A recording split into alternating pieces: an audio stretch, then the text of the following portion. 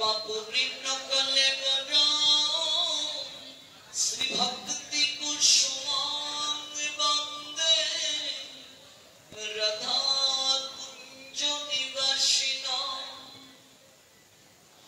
নময় বিষ্ণুপাদায় কৃষ্ণ প্রেষ্টায় ভূতলে শ্রীমতে ভক্তি সিদ্ধান্ত সরস্বতী নামিনে আনন্দ লীলাময় বিক্রময়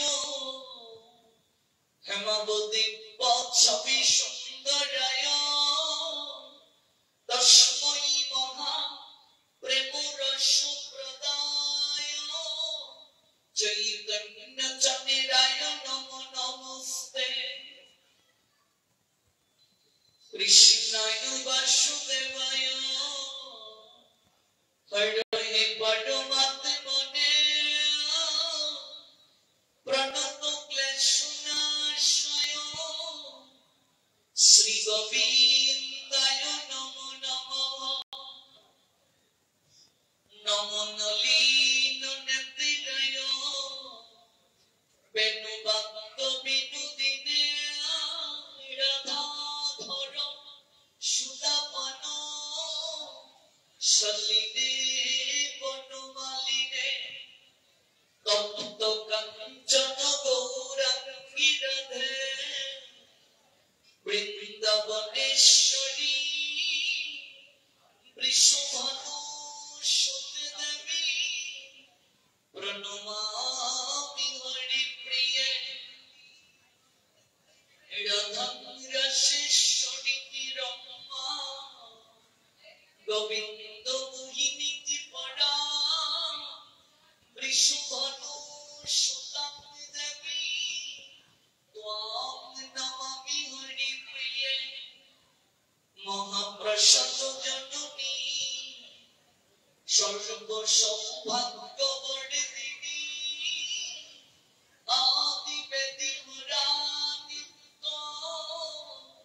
তুলসী ত্বং নমস্তুতে শ্রীরূপী শ্রী সনাতন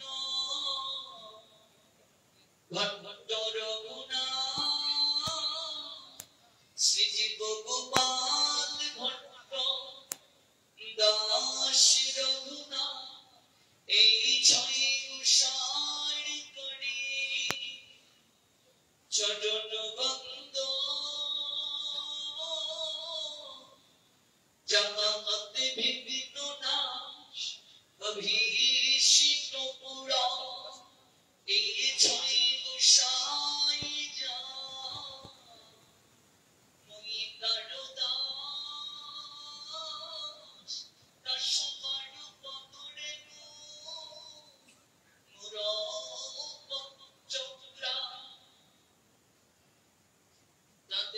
চরণ সেবী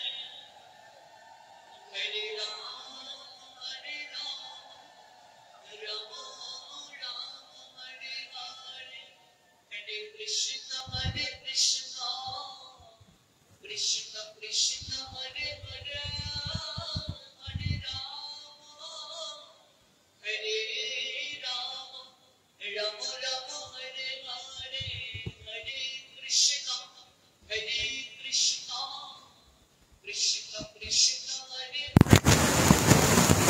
Hare Rama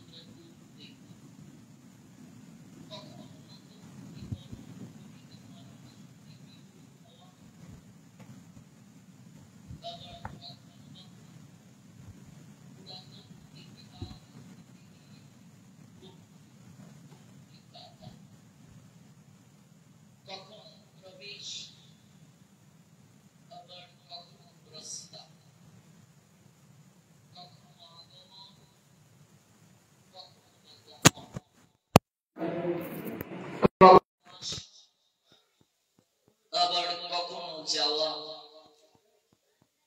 এই প্রবেশের প্রস্থানের নাট্যমঞ্চে অনাদিকাল থেকে জীব সকল পরিভ্রমণ করছে। ঝামঝামটা কমিয়ে দাও, এরই নাম জীবন। জীবন স্বল্পায়ত কিন্তু বড্ড বৈচিত্র্যময়। এই জীবনে একটা বিশেষ গতি রয়েছে। গতিতে জীবন, স্থিতিতে মরণ। একটা জাতির গতি আছে, কোন কারণ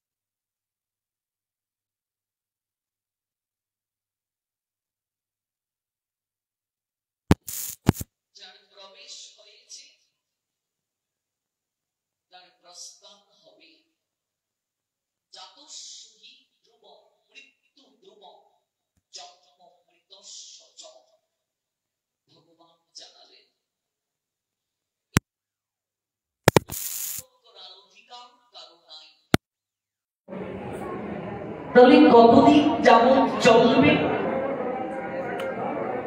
যতদিন না অনাদি আদি শ্রী গোবিন্দ ভগবানের চরণ প্রাপ্ত হতে আমরা না পারব, ততদিন যাবৎ এই চক্রাকারে আমাদের ঘুরতে হবে। এই জন্ম মৃত্যুর চক্রভূমে ততদিন পর্যন্ত আমাদের পরিভ্রমণ করতে হবে। কিভাবে পরিভ্রমণ? বিষ্ণু পুরাণ বলছেন, জলজা নবলক্ষানি স্থাবরা লক্ষবিংশতি কৃময়া রুদ্র শঙ্কা পক্ষিণা 10 লক্ষণা। আর একটু জামজাম করবে। 300 লক্ষ জ্ঞানী পশব চাতুর্লক্ষানি মানুষা। বিষ্ণু পুরাণ বলছেন এই পরিভ্রমণটা কিভাবে হবে? বলছেন 20 লক্ষ বৃক্ষ লতা গুল্ম স্থাবরা লক্ষ বিংশতি। 20 লক্ষ বৃক্ষ লতা গুল্ম অর্থাৎ গাছপালা।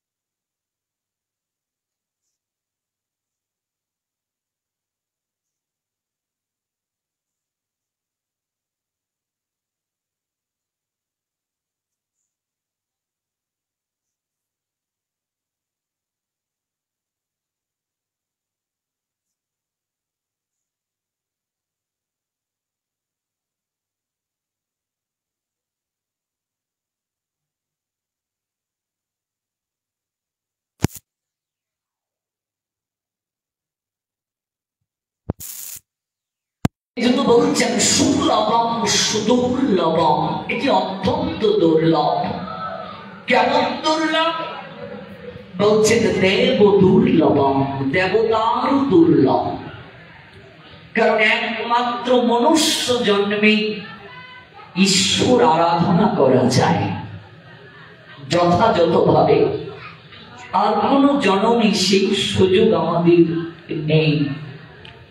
বৈষ্ণব মহাজন তাই বলছেন, কতেক সুকৃতি ফলে মানুষ উত্তম কুলে, তাহাতেই ভারতবর্ষে জন্ম। কতেক সুকৃতি ফলে, অত্যন্ত সুকৃতির কারণে তুমি এই মানুষ কুলে জন্ম নিয়েছ। কতেক সুকৃতি ফলে মানুষ উত্তম কুলে। মানুষ কুলটা কেমন? বলছেন উত্তম, শ্রেষ্ঠ।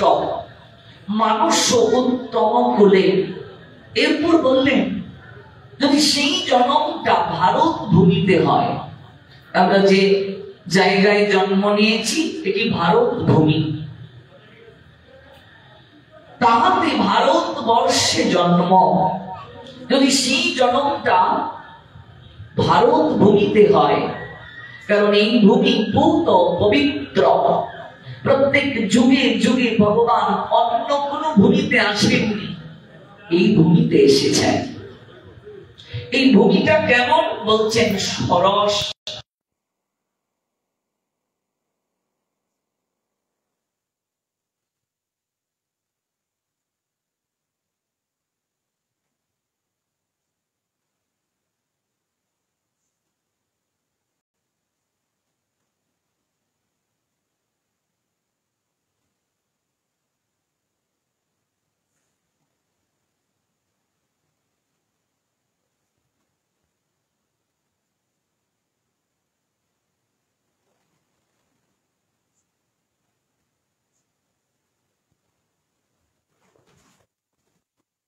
মাঝেই যেন ঘুম এসে যায়, ক্লান্তি শ্রান্তি দূর হয়ে যায়।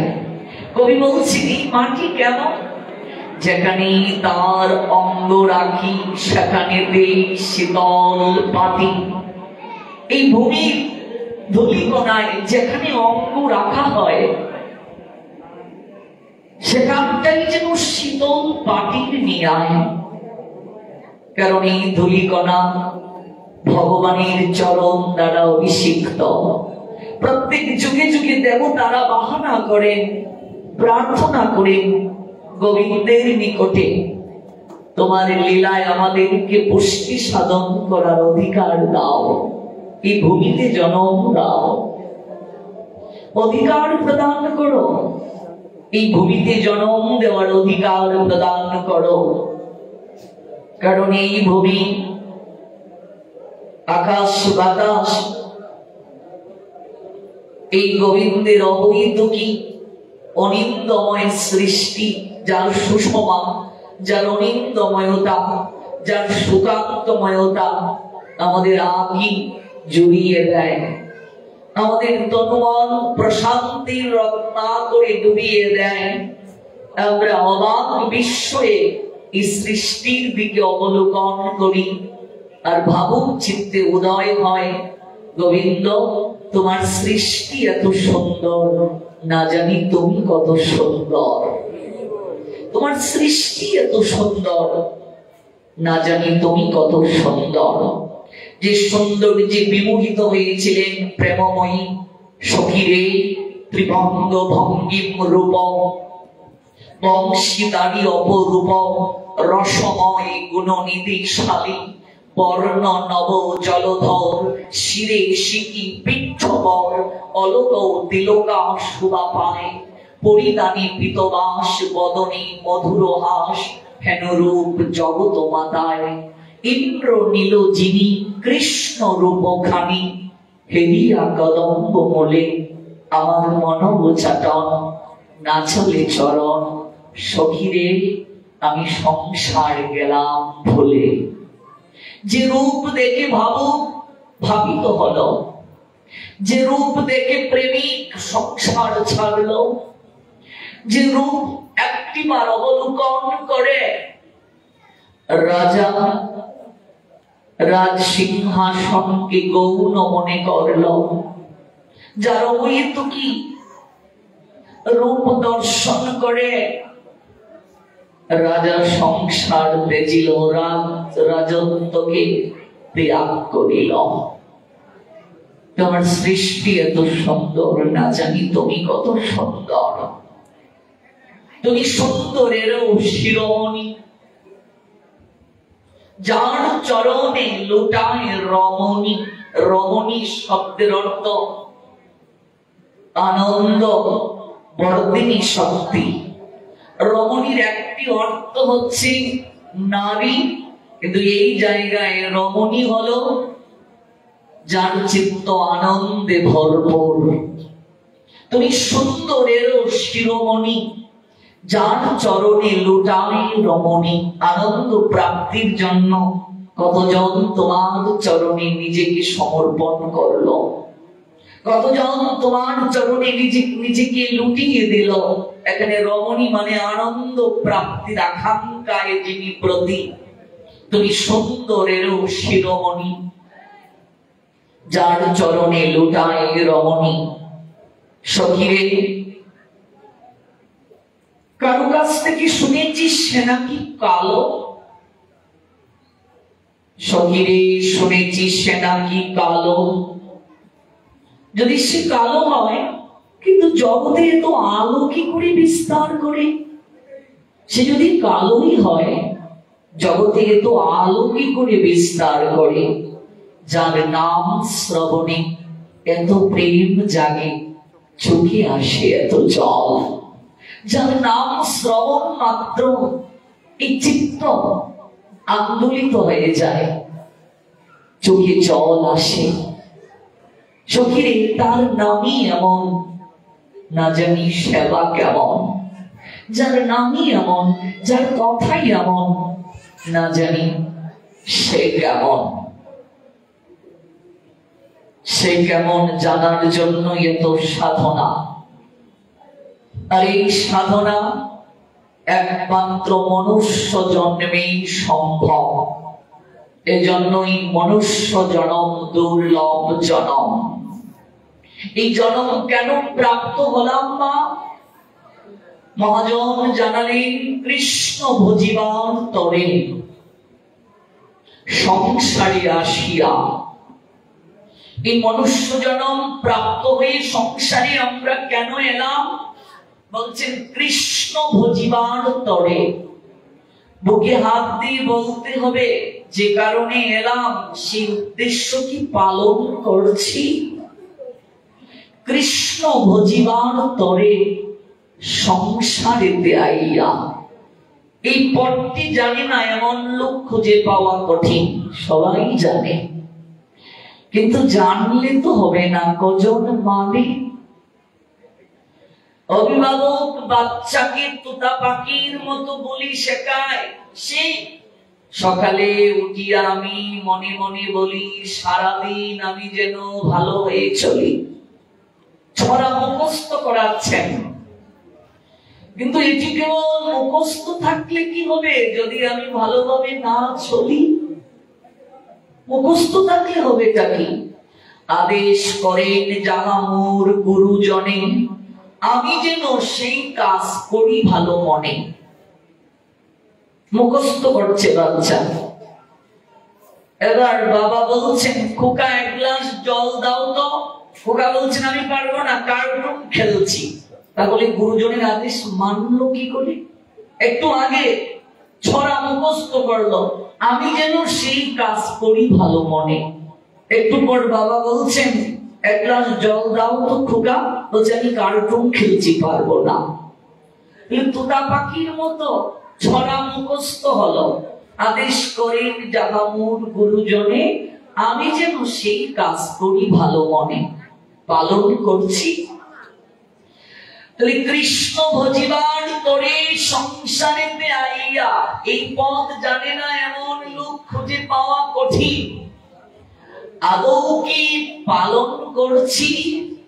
মহাজন পরে বললেন, কাহারে ভজই মোর কিসের লাগিয়া।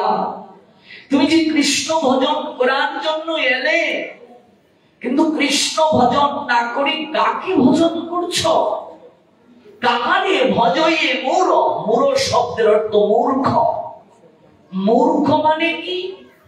আমরা আপাত দৃষ্টিতে মনে করি যার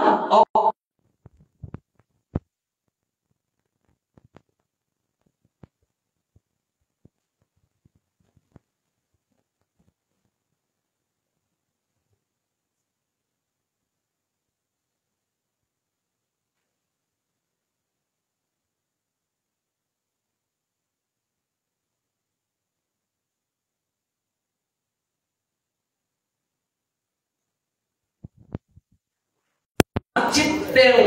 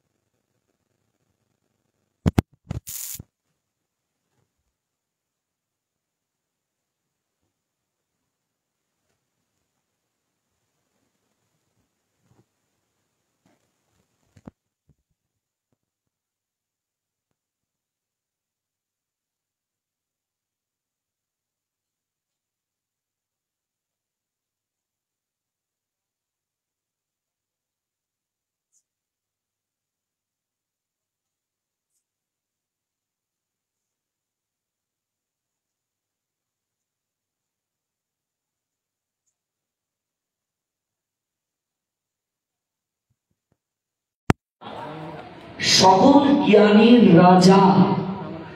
এই জ্ঞানটা কেমন বলছেন? অত্যন্ত পবিত্র। পবিত্র ইদম, ইদম মানে এই জ্ঞানটা পবিত্র, অত্যন্ত উত্তম জ্ঞান। যে জ্ঞান প্রাপ্ত হলে আর কোন জ্ঞান প্রাপ্তির বাকি থাকে না। রাজবিদ্যা রাজগুজ্জম পবিত্রমিদম উত্তমম প্রত্যক্ষ ভবতমম ধর্মম সুসুতম কর্তুমব্যয়ম।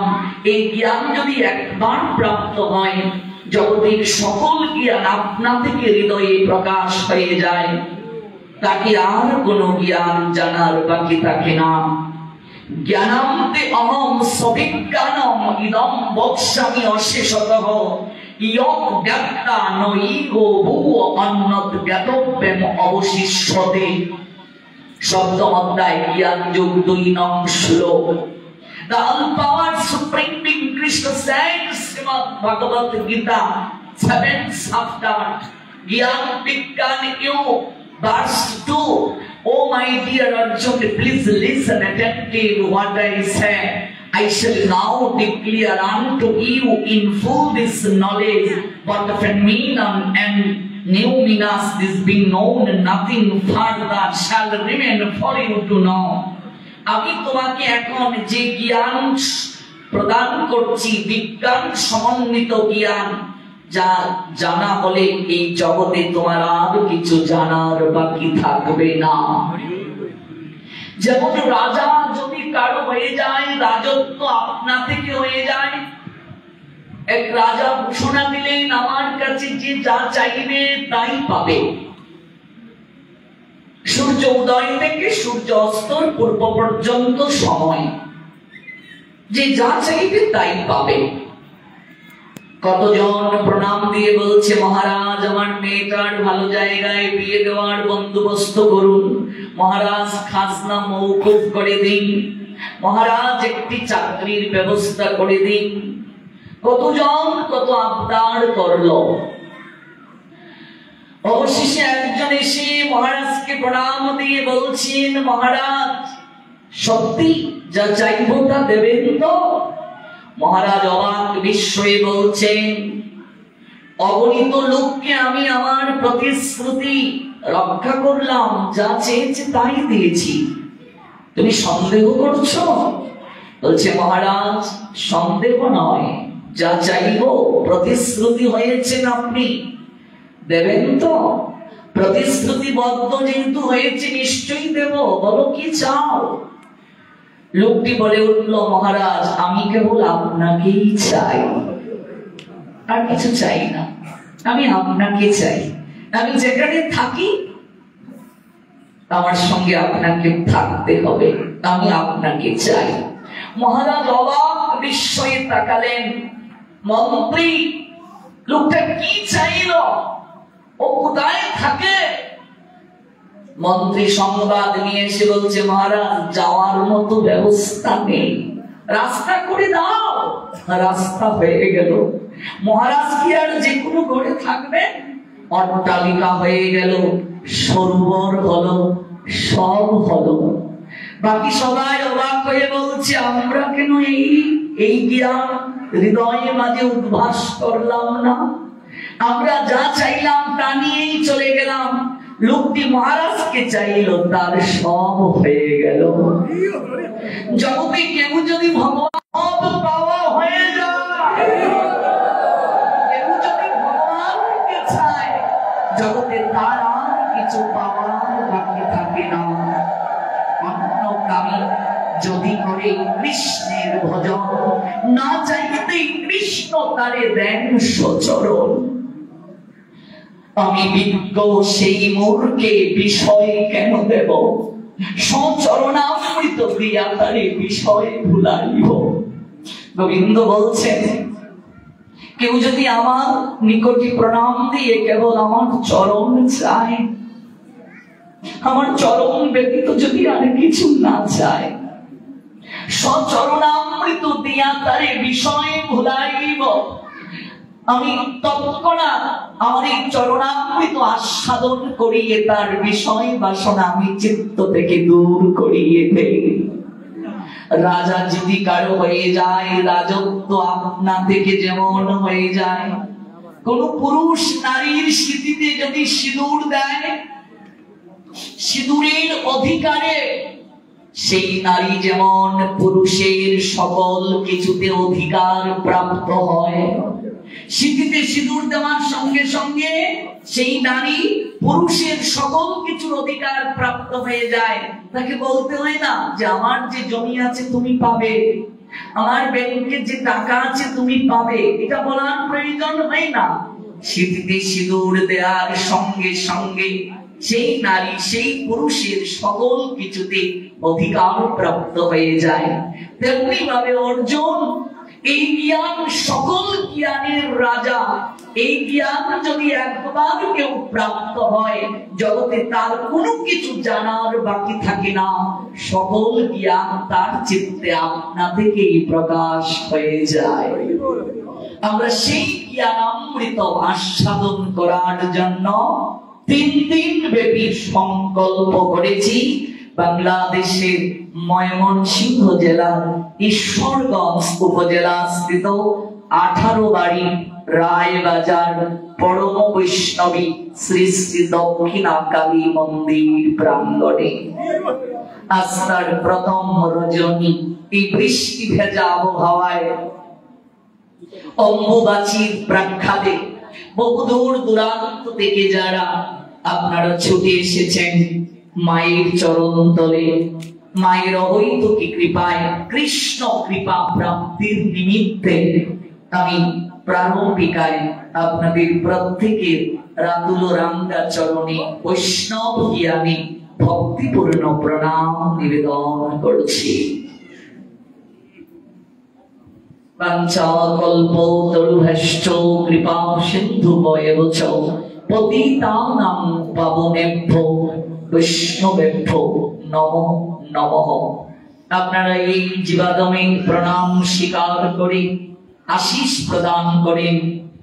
শুধু এই জন্মে নয়, প্রতি জন্মে জন্মে আমি যেন আপনাদের মতো সাধু সঙ্গ করতে পারি, ভক্ত সঙ্গ করতে পারি।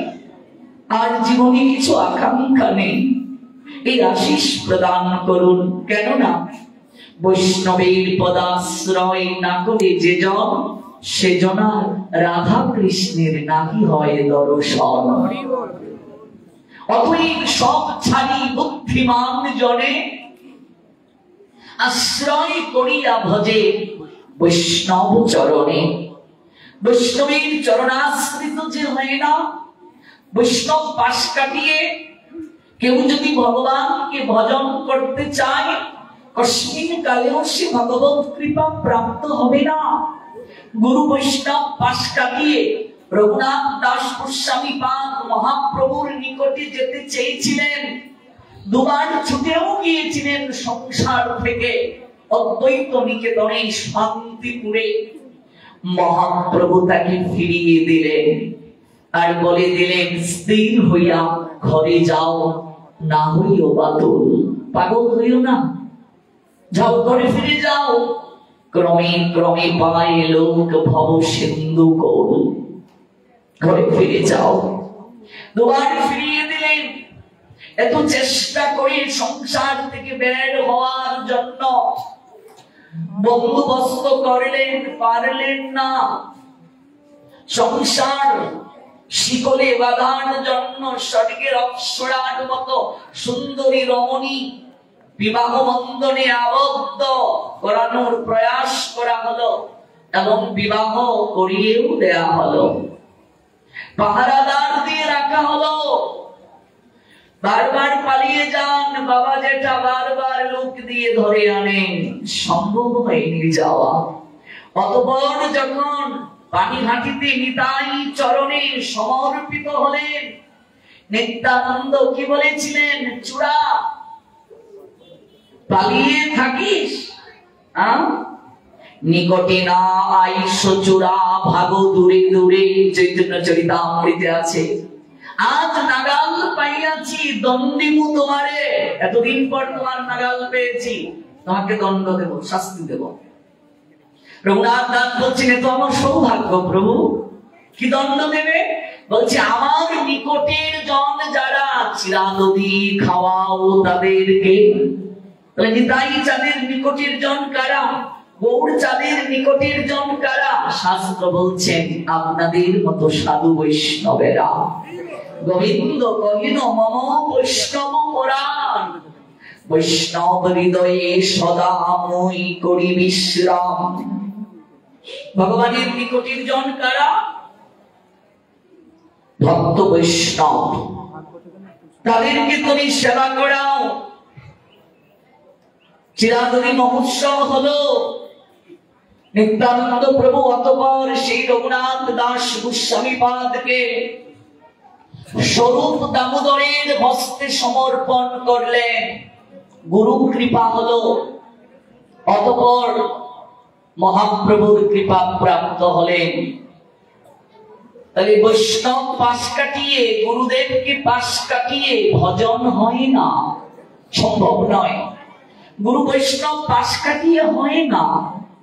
বৈষ্ণবের আবেদনে কৃষ্ণ দয়াময়, বৈষ্ণব আবেদনে কৃষ্ণ হন সদয়। কার আবেদনে? বৈষ্ণবের আবেদনে। ভক্তিবিনোদ ঠাকুর তাই কেঁদে কেঁদে বলছেন, কাঁদিয়া কাঁদিয়া জানাইব দুঃখ গ্রাম, সংসার অনল হইতে কবে মাগিব বিশ্রাম। সাধুর নিকটে গিয়ে কেঁদে কেঁদে জানাবো দুঃখের কথা। কবে এই সংসার অগ্নিকুণ্ড থেকে আমার এই তাপ, যে তাপে আমার অঙ্গ জড়ো জড়ো, কবে আমার এই তাপ প্রশমন হবে? শুনিয়া আমারও দুঃখ বৈষ্ণব ঠাকুর, আমার লাগি কৃষ্ণে আবে দিবেন প্রচুর। আমার দুঃখের কথা সাধু বৈষ্ণবগণ জেনে আমার জন্য আবেদন জানাবেন। কার কাছে? গোবিন্দের কাছে। বৈষ্ণবের আবেদনে কৃষ্ণ দয়াময়, বৈষ্ণব আবেদনে কৃষ্ণ হন সদয়। বিনোদের নিবেদন বৈষ্ণব চরণে, কৃপা করি সঙ্গে লহ এই অকিঞ্চনে। আমি তো সাধন জানি না, আমি তো ভজন জানি না, আমি তো অকিঞ্চন, আমি পামর, আমি পথে, আমায় কৃপা করে একবার সঙ্গে নিয়ে চলো।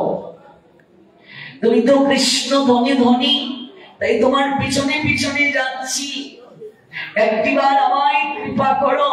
এই জগতে দরিদ্রকে, কৃষ্ণ প্রেম ধন যার নাই, তার মতো দরিদ্র জগতে আর কেউ নাই। কৃষ্ণ ধন বিনা ব্যর্থ দরিদ্র জীবন। এই জগতে কে সবচেয়ে বড় দরিদ্র? এই দুর্লভ মানুষ জীবন প্রাপ্ত হয়ে কৃষ্ণ প্রেম ধন যে লাভ করতে পারল না, তার মতো দরিদ্র জগতে আর কেউ নাই। শ্রীমন মহাপ্রভু স্বয়ং তিনি গয়াতে যখন পিণ্ডদান করতে গিয়েছিলেন পিতৃপুরুষের উদ্দেশ্যে, সেখানে গয়াসুরের বুকের মাঝে ভগবান শ্রী